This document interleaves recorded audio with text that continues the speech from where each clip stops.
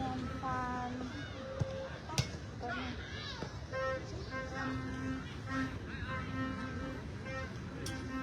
เชียนฝานชูป้าเจ้าและในนัดนี้น้องๆยูเก้าของพวกเขาแมนได้พบกับทีมของสปจีนซื้อว่าทีมเชียนฟันเนาะอ่านยากหน่อยหนึ่งซื้อเพิ่นซึ่งว่าเป็นทีมแข่งอีกทีมหนึ่งก็ว่าได้สังเกตเบิ้งอันนาผู้เข้าแข่งขันของทีมเขาเจ้ามีแต่ผู้ใหญ่ๆเนาะใหญ่กันเฮาหลายอยู่เจ้า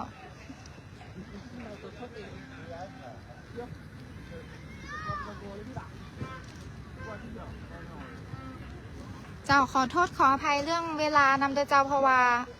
อาจจะได้เคลื่อนย้ายยับไปในหนึ่งในแต่ละนัดเพราะว่าจากสภาพอากาศและกะอีกอย่างต่างๆเจ้า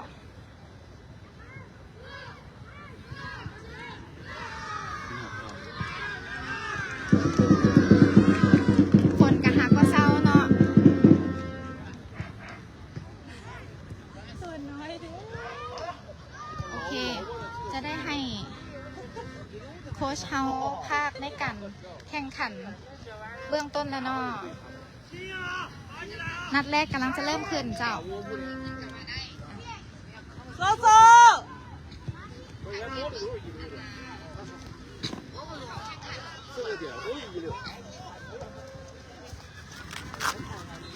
ลักกี้โซโซสวัสดีอีกทีนึงเนาะท่านผู้ชมตอนนี้แมนเกมกรรมการได้เป่าวีดเป็นทีพ่อยเนาะเดี๋ยวWG ได้เคลียร์บานก่อนบานวิธีนายให้ไปทีอาซี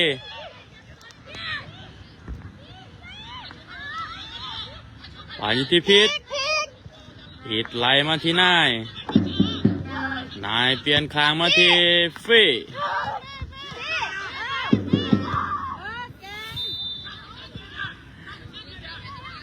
บานอยู่ที่ท่านว่า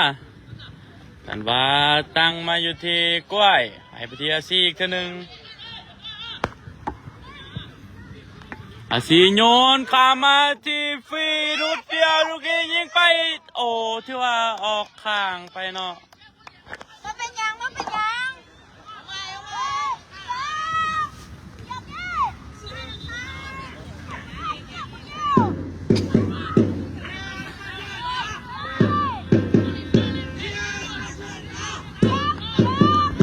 บานเป็นลูกตั้งเตะของทีมจากจีนเนาะไอ้ขึ้นมาตรงนี้ติดอยู่ที่พิษบานลักกี้ได้บ่ยังบ่ได้เนาะบานอยู่ที่นายเปลี่ยนไปที่ท่านว่าให้ไปที่ลักกี้โอ้ลักกี้หลอกยังบ่วิดเนาะบานอยู่ที่อาซีหายไปที่ท่านว่าลูกนี่ท่านว่าบังเอาเป็นลูกเต็มมุมเนาะสวัสดีท่านผู้ชมอีกทีนึงเนาะ260 คนที่เขามาชมมาเชียร์ของกดไลค์กดแชร์ไปเจ้าเพื่อเป็นกำลังใจให้หลานน้อยอยู่เก้า WAG นั่นเองเนาะถึงตอนนี้ลงแข่งเป็นมือที่2เนาะลักกี้เปิดเข้ามาตรงนี้ถือสู้เขี่ยวมาเนาะบานอยู่ที่นายฟียังได้บ่ยังบ่ได้นายให้มาที่อาซีแทงไปให้ฟีแต่บ่ถึงถือก็สู้เขี่ยวข้างเนาะบานเป็นลูกโยนของ WAG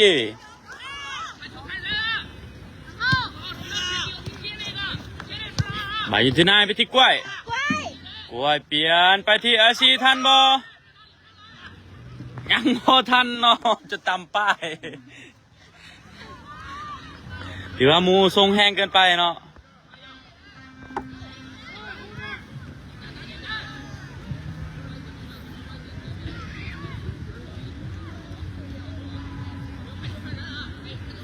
บางทีท่านว่าลากไปลูกนี่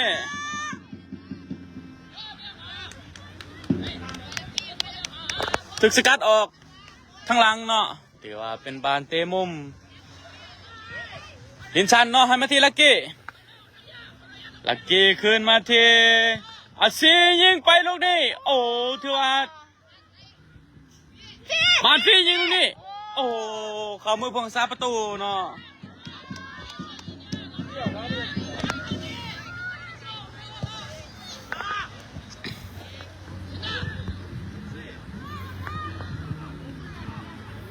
บานออกข้างเป็นลูกทุ่ม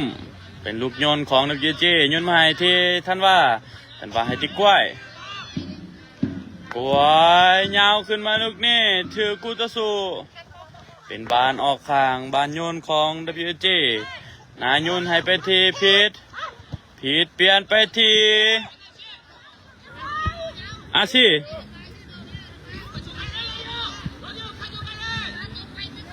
บานอยู่ที่ท่านว่าถือเขี้ยวคางออกหลังอีกเนาะเป็นบานเต็มมุมอีกเท่านึง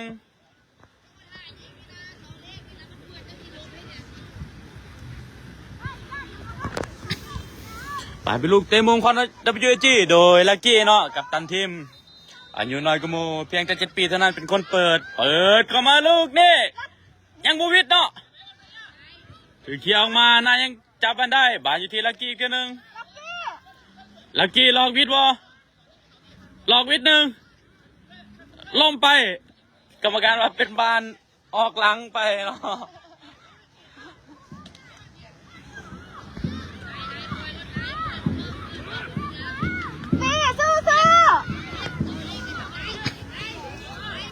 บานเป็นคนเปิดโดยลักกี้เปิดเข้ามาตรงนี้ทันพิษส่งให้นายยิงลูกนี้เป็นประตูอย่างสวยงามเนาะถือว่าในลูกคือนำโดยนายเนาะหมายเลข6นั่นเองเนาะถือว่า WG ขึ้นนำทีมจากสปอร์จีนไปอยู่ที่1-0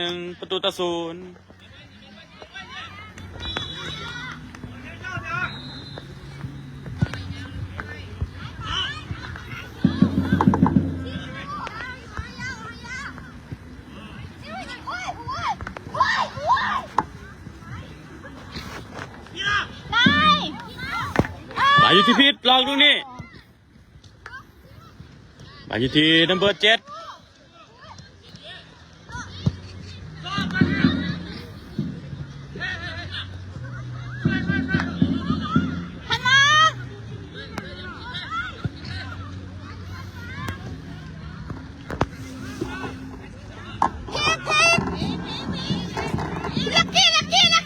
ลักกี้ยิงยังไม่ได้เนาะบาอยู่ที่ฟีหลอกวิดไปลูกนี้ถือเขี้ยวออกมาเนาะบาอยู่ที่กล้วยหายไปที่อาซีแนวงูเปิดเข้ามาตรงนี้ติดคุตสูเนาะทันว่ายังลินได้อยู่ส่งกลับขึ้นไปที่นะครับเนาะเป๊ปซี่สาดยาวขึ้นมาติดกุตุสูยิงไปตรงนี้ออกทั้งข้างไปเนาะแต่ว่าบานเป็นลูกตั้งเตะ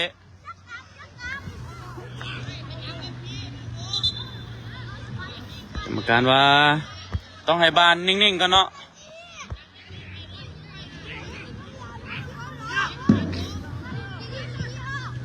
บานมาที่ลูกนี่หายไปที่ไหน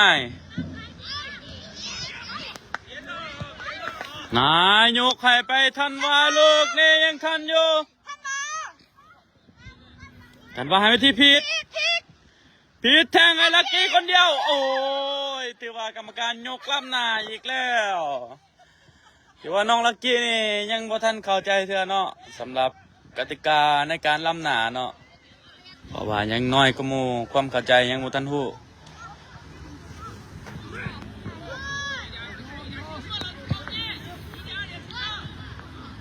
เปิดยาวขึ้นไปเป็นจุดไปฮอดนะครับเนาะฮอดเป๊ปซี่โยนมาให้ที่นายประเดี๋ยวให้ไปที่พิษแทงให้ไปลักกี้ถือว่าล้ำหน้าอีกเทื่อหนึ่ง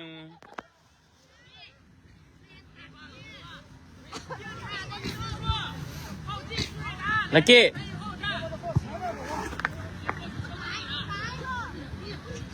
เอิ้นบอกน้องมันก็ได้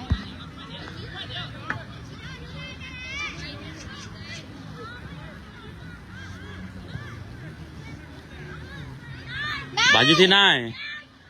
นายยังคลองบานได้อยู่บานอยู่ที่ฟี่เปลี่ยนไปยังโมวิดเนาะคู่ต่อสู้ลูกนี้กวยยังได้อยู่กรรมการเป่าเป็นบานฟาวล์ ลักกี้สู้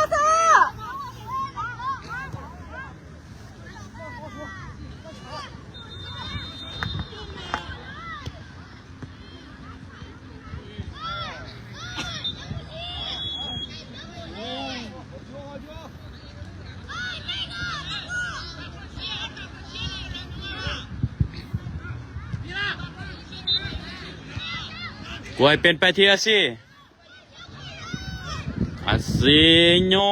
นขึ้นมาลูกนี้วิทย์มาอยู่ที่ฟียิงไปอีกแล้วถือว่า WG ขึ้นนำไปอยู่ที่2-0โดยหมายเลข11เนาะก็คือฟีนั่นเองเนาะตอนนี้ WG ขึ้นนำทีมจากซอปจีนไปอยู่ที่2-0ตัวหมายเลข11เชียนฟ้านเนาะ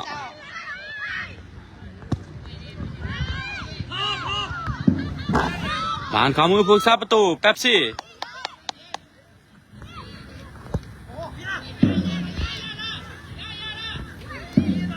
บานอยู่ที่กล้วยให้มาที่นายแทงไปให้ฟรีตรงนี้โอ้เลิกเกินไปเนาะถือว่าแห้งเกินไป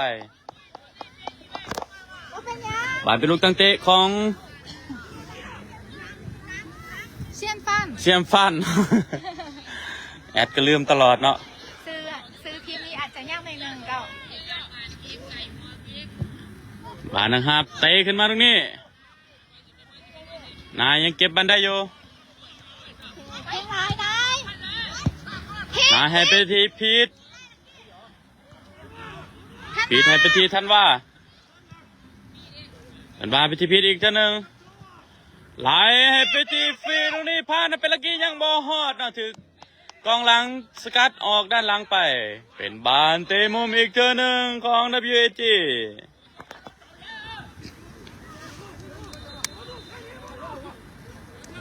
ลักกี้ยิงเลยลักกี้ยิงเขาโลดลักกี้สู้บานลักกี้เปิดเข้าไปตรงนี้โอ้ออกหลังไปเลยเนาะแต่แพงเพิ่นบอกเพิ่นเคยเห็นได้อะไรยิงเขาเลย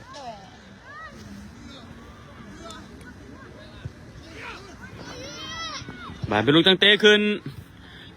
ผิดจังเก็บบานได้กรรมการว่าบอลฟาวเนาะ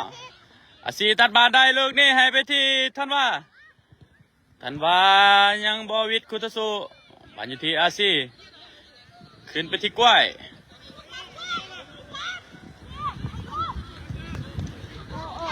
ถึกมืออาจารย์เด็กน้อยบ่ฮู้เนาะเอิ้นอาจารย์ว่าซั่นโอ้ถือว่าลูกนี้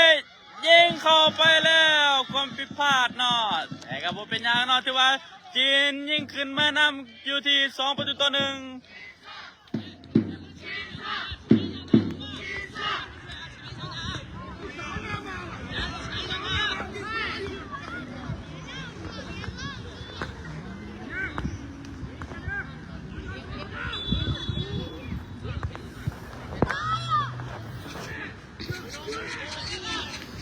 มาอยู่ที่ฟี่หายไปที่ท่านว่าลูกนี่ท่านว่าหายไปที่ลักกี้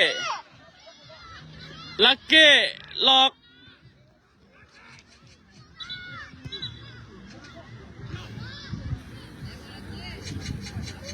ลักกี้ถึกเต้นนึงแต่ว่ายัง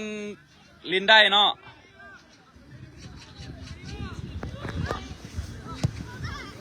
บานลูกโยนของนักเบียเจโดยฟี่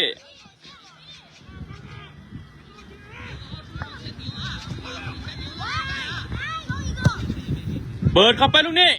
โอ้บ่ถึกบ้านเนาะที่ว่ากรรมการว่าเป็นลูกตั้งเตะเนาะ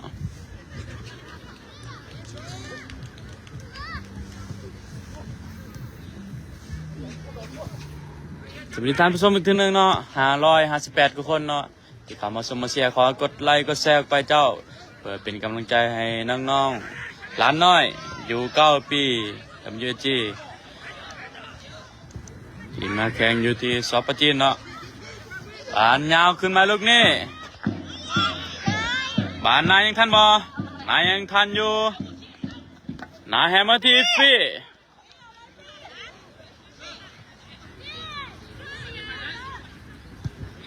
ีไลมาที่พีทหายไปที่ฟีอีกหนึ่งเปิดเข้าไปลูกนี่ลักกี้ทันบ่ลักกี้ยังแลนทันอยู่เป็นบานออกหลังไปเนาะแต่ว่าเป็นบานเต็มหุ่มอีกเท่านึงของ WG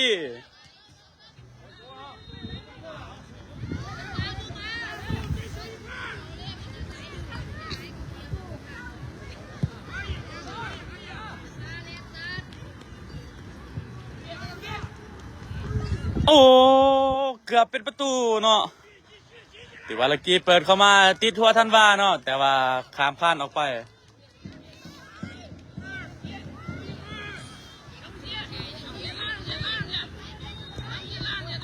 บานเป็นลูกเตะขึ้นของเชนฟานเนาะทันว่าเป็นบานออกข้างบานยนต์ของเชนฟานกรรมการเป่าจบเครื่องเวลาทำอิฐเนาะWG ขึ้นนำเชนฟานไปอยู่ที่2-1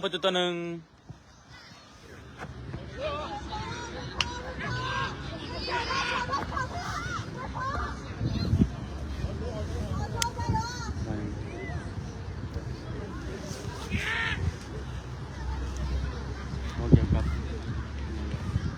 ตัวเขาเตะอยู่นะเขาเตะเจ็ดหนักด้วยกัน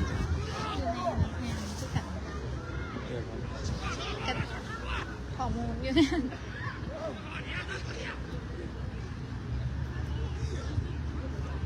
เจ้าขอขอบใจกำลังใจจากทางบ้านเนาะ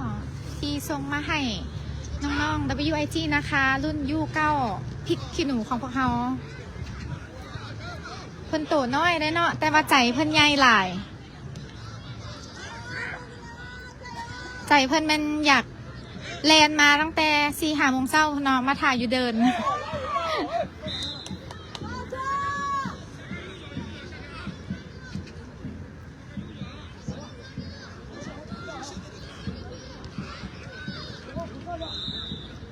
อีกจะหน่อยมาฮับซุ้มการแข่งขันในนัดบ่แม่นนัดเนาะ ขอโทษหลาย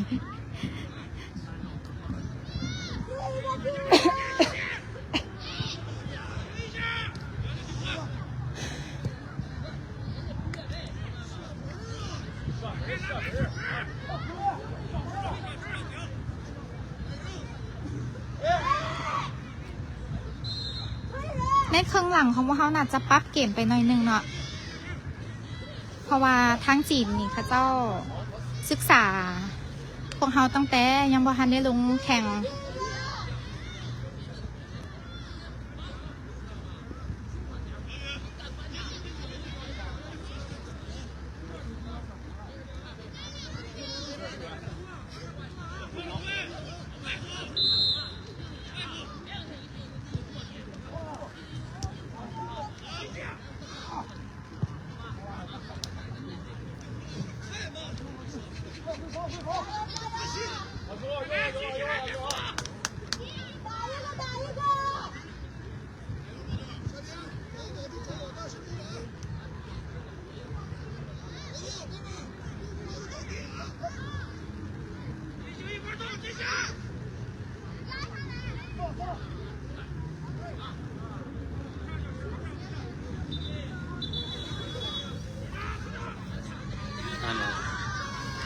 เครื่องหลังกำลังจะเริ่มขึ้นแล้วเจ้า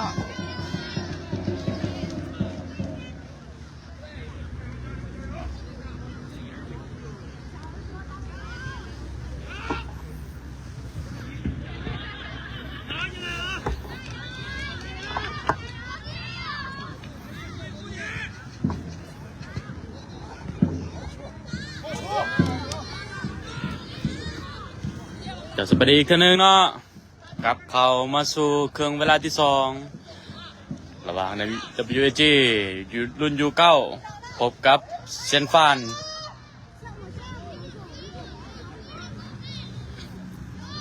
WG มีการเปลี่ยนตัวผู้เล่นเนาะเอาลักกี้ออกเอามังกรเขามาลินแทนหมายเลข13 เอ็มบัปเป้เข้ามาแล้ว แม่นเนาะเอ็มบัปเป้เนาะบานโยนเข้าไปออกหลังไปเนาะกรรมการให้เป็นลูกตั้งเตะของ WG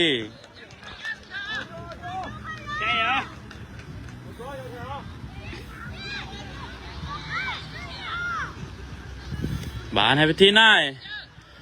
ยาวเขาไม่ที่ฟี่ยังเก็บได้บานได้อยู่ฟี่โยนไม่ติดมังกรยังบ่ทันเนาะบานที่พีได้ไปที่นายหลอกสวยเนาะแทงเข้าไปที่ท่านว่าลูกนี่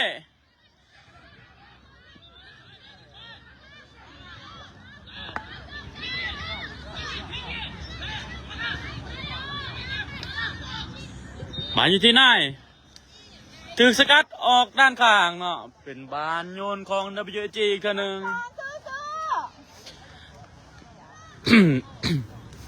มาเบิ่งกันว่าเอ็มบัปเป้จะสายแววได้สำใดเนาะ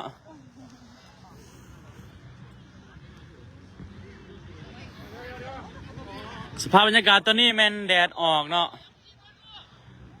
หรือว่าบรรยากาศเปลี่ยนตลอดเนาะเบิดฝนตกเบิดแดดออกปานมันอยู่ที่ท่านว่าถือกุศลญาติได้อาสิหายมาที่เอ็มบัปเป้ลูกนี่ติดจรวดแล้วเอ็มบัปเป้ไปแล้วมังกรเนาะ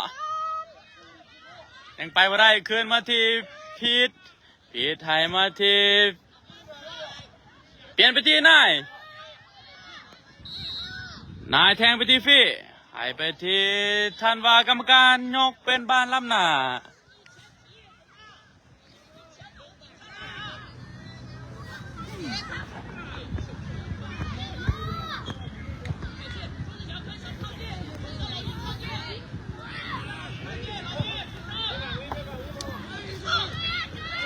บานอยู่ที่นาย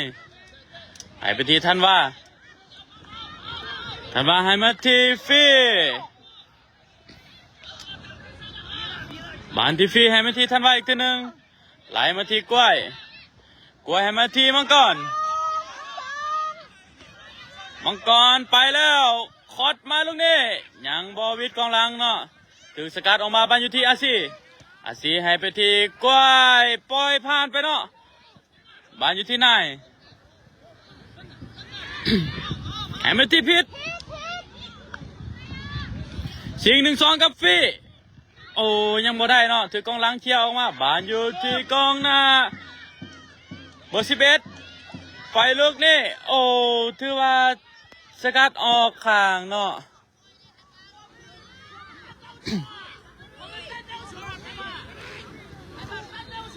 มังก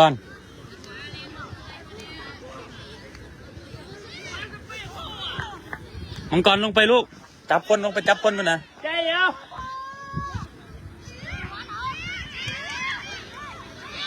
บันอยู่ที่พีทนะดูบันอยู่ที่ฟี่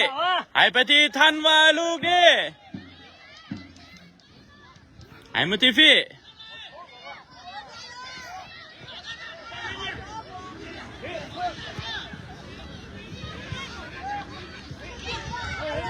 โอ้บันกระพอดมังกรเนาะแต่ว่าถือกุศลสกัดออกด้านข้างเป็นบานโยนก่อน WG โดยอาซีโยนให้พีทยังเก็บบานได้อยู่พีทเปิดไปลูกนี่บานอยู่ที่ฟี่ทันบานยังทันอยู่ยังบ่ทันเนาะบานอยู่ที่กุศลหมายเลข11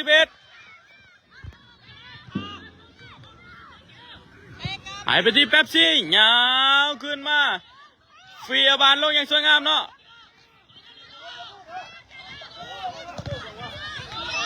บานอยู่ที่พีทไหลให้ไปที่ฟีลูกนี่ฟีล็อกมาหนึ่งยิงไปนู่นนี่โอ้ติดบล็อกเนาะถือว่าบานออกหลังไปเป็นลูกเตะมุมของWAG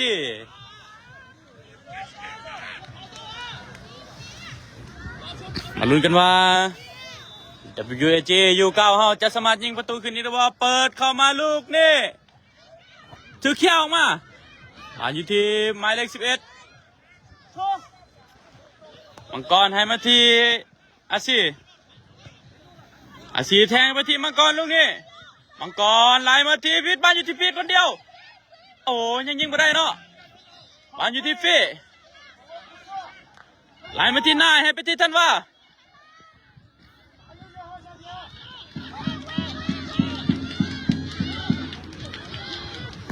เป็นบ้านออกข้างเนาะ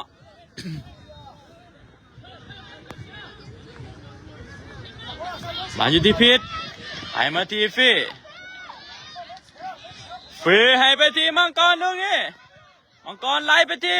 ทันบาทยิงเป็นประตูคือว่า WG ขึ้นนำไปแล้วอยู่ที่3 ประตูต่อ 1เนาะเป็นหมายเลข9นั่นเองเนาะก็คือท่านว่าเขาไพ่เลยใช่ไหมเขาไพ่เยอะ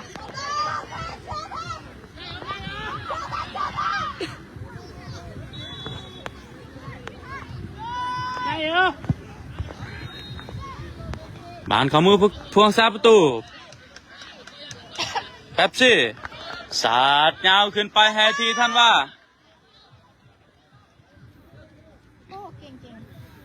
ให้มาที่พิษหลอกวิทย์2คนแทงเป็นนี้ยังมูวิทย์กูตะสู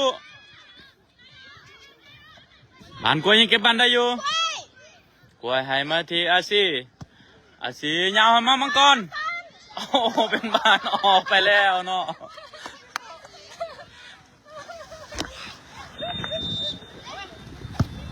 บานถึกเคลียร์ออกด้านข้างเนาะเป็นบานโยนของ WAG สวัสดีท่านผู้ชมอีกท่านหนึ่งเนาะตอนนี้แมนตั้งที่2แล้วเป็นครึ่งเวลาที่2 WG พบกับซันฟังเนาะเห็นบ่เขาไพ่ชื่อนะเซียมฟันซึ่ง WG นำไปแล้วอยู่ที่3 ประตูต่อ 1บาอยู่ที่หมายเลข11เปิดสกาวยิงได้บ่ยังบ่ได้เนาะกรรมการให้เป็นบานตั้งเตะขึ้นของ WG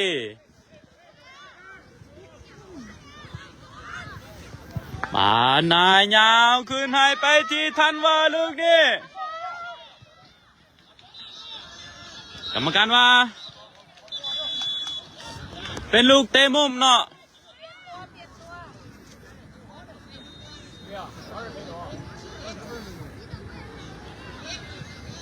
ทีมซอปจีนมีการเป็นตัวผู้เล่นเนาะบานในลูกเตะมุมโดยท่านว่าเปิดเข้ามาตรงนี้มังกรทันบ่มังกรยังทัน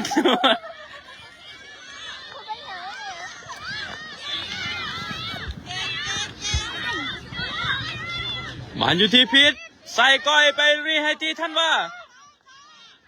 มันอยู่ที่ฟียังเป็นนี่โอ้ขามคานไปเนาะ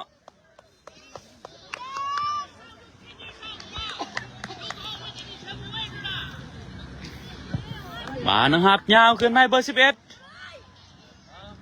จับบานถือว่าเอาข้างไปเนาะ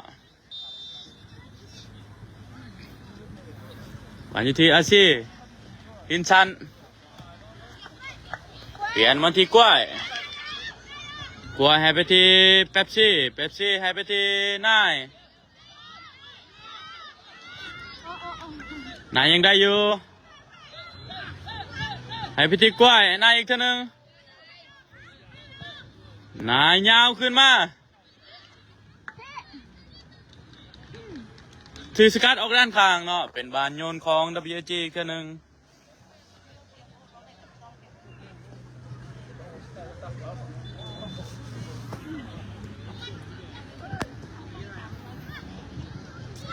บานอยู่ที่เอ็มบัปเป้ลูกเนี่ยไปแล้วเนาะติดจรวดแล้วเอ็มบัปเป้ยิงไปลูกนี่เป็นประตูโอ้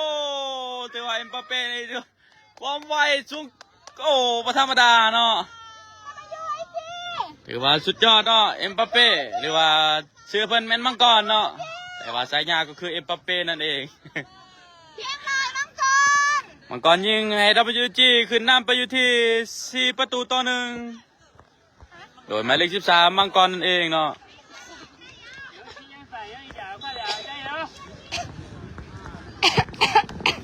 แข่งจบแอดมินได้กินยาแล้ว บานอยู่ที่มังกรอีกตัวหนึ่ง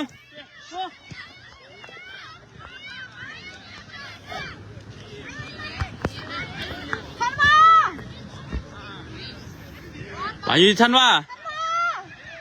ายิงไปตรงนี้โอ้ถือว่าเขามือพวงซาประตูเนาะอุซาประตูสาดยาวขึ้นมาลูกนี่อาซีมุงแป๊บซีจับบานได้เนาะหายไปที่กล้วยมาที่พีทยังเก็บบานได้อยู่โอ้หายมาที่อาซีสาดยาวขึ้นมาให้ที่ฟีลูกนี่ฟีให้มาที่มังกรหลอกลูกนี่สวยเนาะโอ้กรรมการโวฟ้าเนาะโอ้ขอโทษเจ้า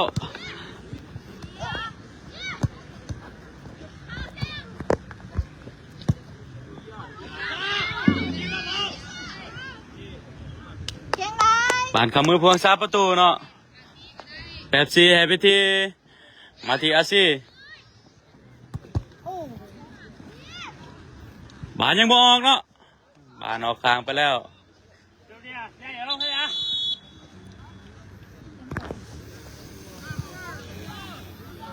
ทีมจากซอปจินมีการเป็นโตพลินเนาะ3 คนเนาะทางเข้ากับสิเปลี่ยนทางเราก็จะเปลี่ยนเช่นเดียวกันเนาะซึ่งจะเอาเจ้าแบงเนาะลงมาเล่นโอ้พริกขี้หนูของพวกเขาลงครบแล้วเนาะแบบนี้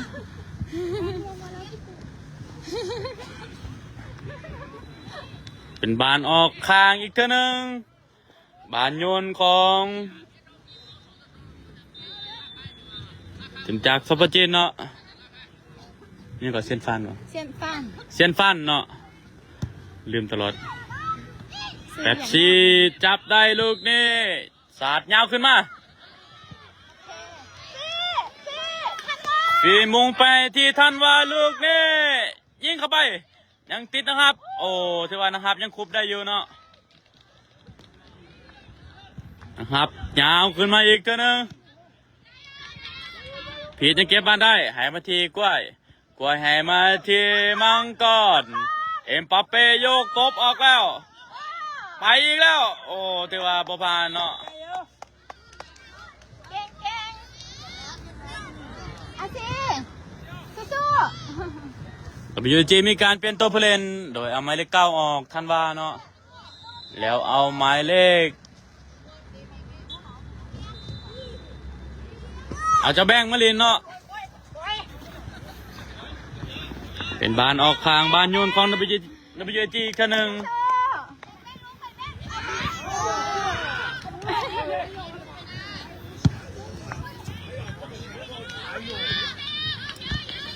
เดือดตา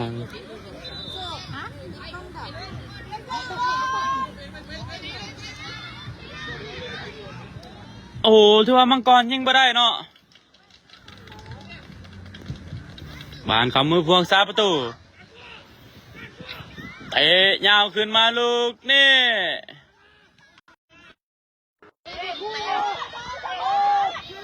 มังกรยิงไปตรงนี้โอ้ถือว่าออกหลังไปเนาะถือว่ามังกรนี่ยิงลูกเดียวเนาะกระซากลูกเดียวได้บานอะไรมันติดจักอะไรก็ไปเลยเนาะแต่ว่าสัญญาของเพิ่นก็คือเอ็มบัปเป้นั่นเอง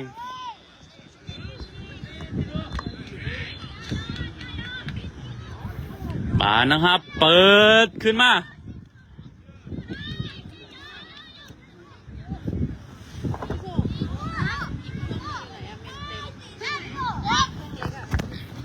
แบ่งยังบ่ทันเนาะ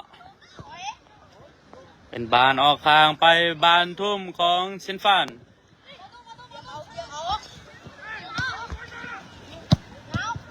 มาอยู่ที่พีทแทงไปที่มังกร มังกรตัดไปลูกดิจะต่อกับโกนโอ้จะลากกับโกนเลยเนาะลมปังงางอยู่ในโกนโอ้กรรมการว่าเป็นประตูไปแล้วเนาะแต่ว่ากรรมกรเป็นลมมังกรเป็นลมอยู่ในโกนเนาะโอ้ขอโทษขออภัยเจ้าพลาดผิดตอนนี้แมน WG ขึ้นนำไปอยู่ที่5-1แล้วเขา โอ้เก่งไหนจะไปอยู่ไอซีนะคะ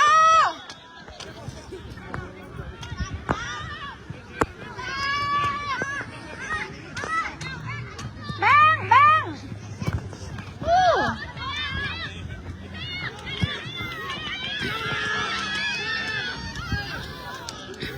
แบบซีจับได้ยาวขึ้นไป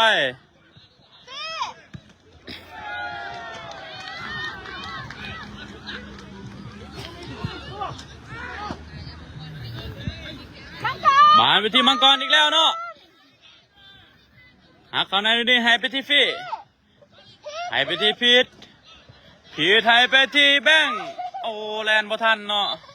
เดี๋ยวบานไวเกินไปกรรมการเป่าจบเวลาถือว่าหมดเวลาไปเป็นที่เรียบร้อยเนาะWG เอาชนะเซนฟานไปอยู่ที่5-1เนาะเจ้าเนาะไม่แล้วเอ็มบัปเป้ยิงอย่างเดียวเนาะ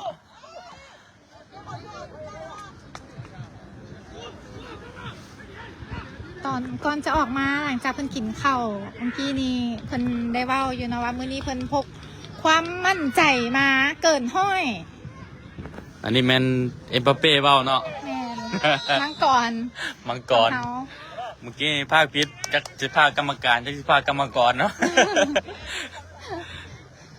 เจ้าเนาะสวัสดีอีกเท่านึงเนาะทานผู้ชมทุกท่านที่เคารพตอนนี้แมนเกมได้จบลงไปเป็นที่เรียบร้อยแล้วเนาะถือว่า WG รุ่นจิ๋วของเฮาอายุบ่เกิน9 ปีเป็นรุ่นสืบทอดรุ่นอ้ายของ U11 และ U13 นั่นเองเนาะได้เอาชนะไปอยู่ที่5-1ถือว่าเป็นแมตช์ในรอบแบ่งกลุ่มที่2เนาะ เจ้าเดี๋ยวเปิดให้เบิ่งเนาะ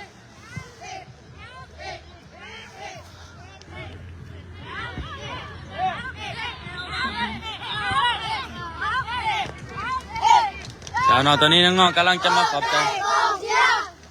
โอเค คุ้งเด้อจะมาโดนมาเด้อบ่แม่เด้อแม่จะมาคุ้งไม่กินเด้อกินข้าวเปียกแบงยังบ่ฮอดกล้องบ่ถึง จะแบ่งเป็นกองบ่ถึงเนาะเพราะว่าเตี้ยโพด น้อยโพด แต่ว่าบ่ทุกคนแม่นเพิ่นบอกอันน่ะของขวัญที่ว่ากลับไปมื้อนี้มันอยากกินตำบักหุ่งเนาะซึ่งพวกเขาก็คิดยากอยู่เพราะว่าอยู่จีนเพิ่นบ่มีมักหุ่งหรือว่าบ่มีปลาแดกให้เฮาตำเนาะ มีก็บ่สามารถกินได้เนาะ เพราะว่าได้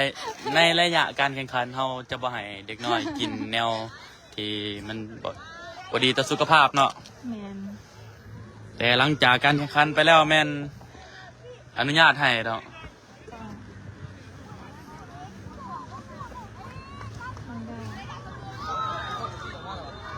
ฮะ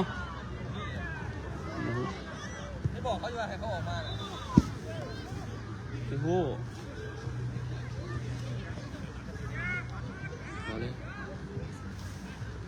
เจ้าการแข่งขันในการแข่งขันรอบแบ่งกลุ่มครั้งที่2ซึ่งจะมี14ทีมแบ่งเป็น2กลุ่มละ7ทีมเจ้าคัดเอาทีมอันดับ1 ถึง 4ทีมที่มีคะแนนดีที่สุดเพื่อจะเข้าสู่รอบ8ทีมต่อไปซึ่ง WIG นะคะรุ่นยุคเก้าของพวกเขาแมนถือว่าเฮ็ดได้ดีเลยแหละเนาะยังท็อปฟอร์มอยู่ยังแฮงหลายอยู่เจ้า ถือว่าแข่งเป็นแมตช์แรกเนาะ แมตช์แรก ฮอตแบ่งกลุ่มฮอต ได้5 ประตูต่อ1นี่ถือว่าที่สุดแล้วเนาะ เจ้ามันแล้ว ถือว่ายังมีอีกแมตช์หนึ่งเนาะก็คือรุ่นอายุ11 ปีแม่นบ่ แม่น เป็นเวลา เจ้าเดี๋ยวเขาจะแจ้งเวลาการแข่งขัน